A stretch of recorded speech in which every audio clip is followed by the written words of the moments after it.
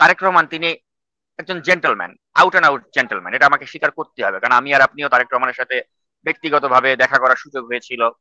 তার সাথে বসে আমরা দীর্ঘ 1.5 ঘন্টা আমরা আলাপ আলোচনা করেছি। তো একটা মানুষকে মাপার জন্য, বোঝার জন্য আমি মনে করি 1.5 ঘন্টা কফি খেতে খেতে অনেক কথা এক্সচেঞ্জ হয়েছে।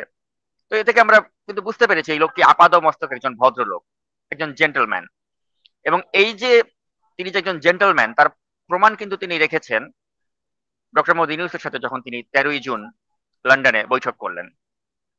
কারণ আমরা কি জানি যে জেন্টলম্যানরা যখন আলাপ আলোচনা করে তখন তাদের মধ্যে একটা জেন্টলম্যান এগ্রিমেন্ট হয়, অর্থাৎ তারা একটা এগ্রিমেন্টে পৌঁছায়।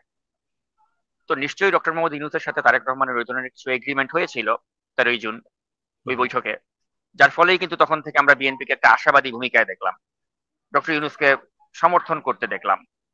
এবং নির্বাচন ফেব্রুয়ারিতে হবে বলেই কিন্তু আমরা মোটামুটি তখন থেকে একটা মানে নিশ্চয়তা পেলাম তারেক রহমানও দেশে যাবেন, সেরকম একটা পরিস্থিতির সৃষ্টি হচ্ছিল।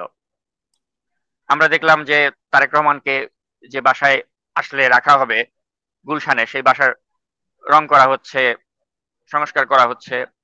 তার জন্য আমরা শুনলাম যে ওই বুলেট প্রুফ গাড়ির অর্ডার দেয়া হচ্ছে। তো এই ধরনের কার্যক্রম প্রমাণ করছিল যে তারেক রহমান হয়তো শিগগিরই দেশে আসবেন। একবার বলা হলো 30 সেপ্টেম্বরে আসবেন, তারপরে বলা হলো অক্টোবরে, এরপরে বলা হচ্ছে নভেম্বরে তিনি আসবেন। আর এখন সর্বশেষ যেই তথ্য সেটা হচ্ছে যুক্তরাষ্ট্র বিএনপির যিনি বিএনপির কেন্দ্রীয় নেতা গিয়াস আহমেদ, তিনি কিন্তু গতকালকে এক সংবাদ সম্মেলনে তিনি বললেন যে ইউনূসের সরকার প্রতিবন্ধকতা সৃষ্টি করছে তারেক রহমানের বাংলাদেশে যাওয়ার ক্ষেত্রে। এটা কিন্তু অত্যন্ত আশঙ্কার বিষয়, উদ্বেগের বিষয়। তার মানে তারেক রহমানের সাথে ডক্টর মোহাম্মদ ইউনূসের যে জেন্টলম্যানস এগ্রিমেন্ট হয়েছিল, সেই এগ্রিমেন্টটা কিন্তু ডক্টর ইউনূস ভঙ্গ করেছেন, বিশ্বাসঘাতকতা করেছেন, প্রতারণা করেছেন, যে কারণে কিন্তু বাংলাদেশে তারেক রহমান যেতে পারছেন না।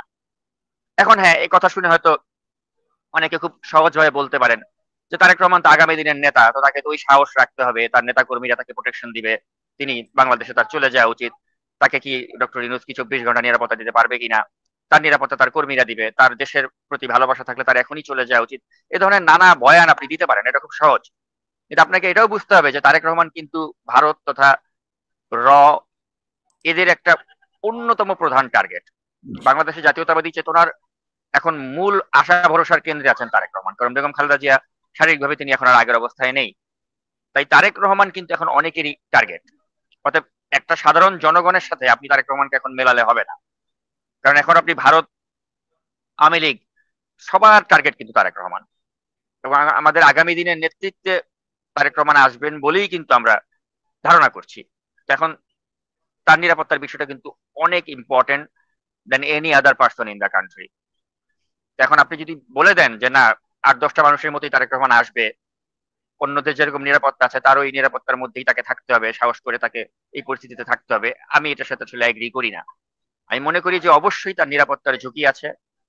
যেখানে আপনি নিরাপত্তা উপদেষ্টা হিসেবে খলিলের মতো একজন ব্যক্তিকে বসিয়ে রেখেছেন, যেই খলিল সরাসরি ছোটন গ্যাং তথা ল্যাংটা সোলেমানদের গ্রুপ তথা এবি পার্টির গ্রুপ, যেখানে আপনি স্বরাষ্ট্র মন্ত্রণালয় সংক্রান্ত ডক্টর ইউনূসের বিশেষ সহকারীর ভূমিকায় রেখেছেন খোদা বক্সকে, যে খোদা বক্স চৌধুরী হচ্ছে সম্পূর্ণরূপে বিএনপি বিদ্বেষী একজন মানুষ।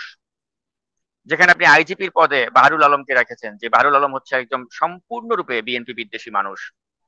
যেখানে এসবি পুলিশ থেকে শুরু করে পুলিশের যতগুলো বড় কর্তা রয়েছে সব হচ্ছে অ্যান্টাই বিএনপি মানুষ। সেখানে যদি আপনি মনে করেন যে তারেক রহমান বাংলাদেশে আসলে তার নিরাপত্তা নিয়ে কোনো ঝুঁকি নেই, এইটা আমি বিশ্বাস করার মতো ওরকম বেকুব আমি না। অবশ্যই তার নিরাপত্তার ঝুঁকি আছে। আপনি বাংলাদেশের পুলিশের বা আইন শৃঙ্খলা বাহিনীর এখন একটা বড় কর্তা দেখান তো যিনি বিএনপি পন্থী। সব জামাতি, সব। এসবি পুলিশ বলেন আপনি, সিআইডি পুলিশ বলেন আপনি, পুলিশের আইজিপি বলেন আপনি, স্বরাষ্ট্র মন্ত্রণালয় সংক্রান্ত উপদেষ্টা খোদা বক্স চৌধুরী বলেন, ইভেন ডিবি পুলিশের প্রধান যে রেজাউল করিম মল্লিক ছিল, তাকেও কিন্তু ডিবি পুলিশ থেকে সরিয়ে দেওয়া হয়েছে, তাকে এখন ঢাকা রেঞ্জের ডিআইজি বানানো হয়েছে। একটা মাত্র ব্যক্তি যে বিএনপি পন্থী হিসেবে চিহ্নিত ছিল, সেই রেজাউল করিম মল্লিককেও সরায় দেওয়া হয়েছে। তাহলে বাদ থাকলো কি? আপনি ডিবি থেকে শুরু করে সব পুলিশের এখন কিন্তু জামাতিরা একদম জেকে বসেছে। তো এই অবস্থায় যদি আপনি মনে করেন যে এরা তারেক রহমানকে নিরাপত্তা দিবে, আই ডোন্ট থিঙ্ক সো। এরাই তারেক রহমান নিরাপত্তার জন্য সবচেয়ে বড় ঝুঁকি। এ কারণে কিন্তু তারেক রহমান বাংলাদেশে আসতে পারছেন না। তো আমি মনে করি সবকিছু মিলিয়ে এই যে জুলাই সনদ, এটা অবশ্যই বিএনপির সাথে একটা বড় ধরনের ধোঁকাবাজি।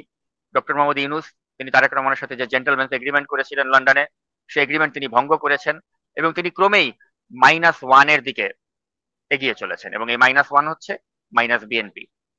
এবং এটা এখন আশা করি বিএনপি সকলে এটা বুঝতে শুরু করেছে।